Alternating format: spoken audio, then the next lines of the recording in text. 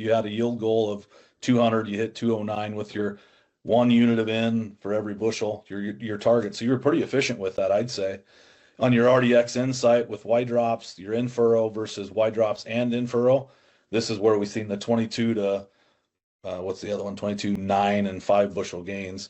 What did you like about using the 16 ounces RDX-N in furrow? I think like we mentioned, it's very easy to utilize that within the tank mixes that we're already going out with. We didn't have any problems with any products not mixing well.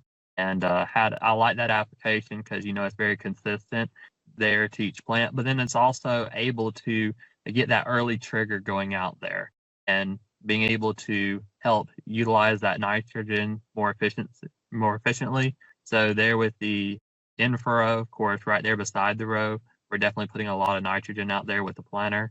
And then, of course, with the Y drop too, being able to put out a little bit of the RDX in there to help balance that nitrogen that we're applying to the plant, helping it get up into the plant instead of being subject to losses in the soil, and being able to get our money's worth out of what we're applying. I know this is, Alex, I know this is kind of Caleb's jam and some of the data maybe you haven't quite seen yet, but you mentioned it earlier. If the energy's moved in the plant to where it needs to go, it could equate to higher test weights and yield gain for total grain weight, right? And so we've seen a healthier crop, a healthier, more dense kernel.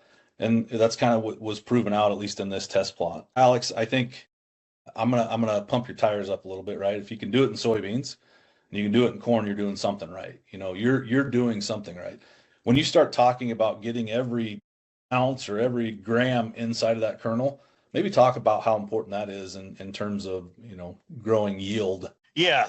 I mean, we can argue on the test weight side all day long. You're going to have some people say it doesn't matter. Some say it does. I don't really care. But the one on the right, the total grain weight, I can absolutely tell you that makes a big difference.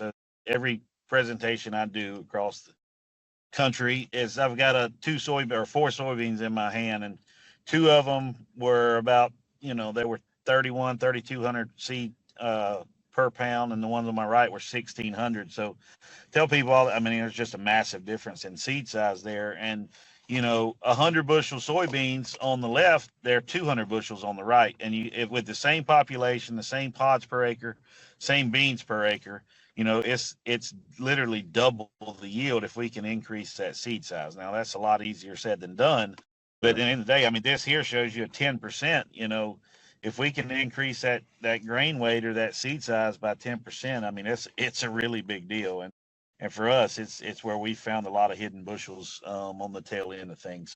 Like I said, anything we can do to extend that reproductive stage, keep that plant greener longer, we're going to increase that yield just by packing on more weight, whether it's corn or soybeans. And, whether you've got 60,000 kernels per bushel on corn or 100,000 bushel, if we have a 16 by 30 year round and at 30,000 plants, that tells us nothing. That just tells us how many years per acre we've got. But if we don't know how heavy they are, it doesn't matter. Yeah, man, I love it.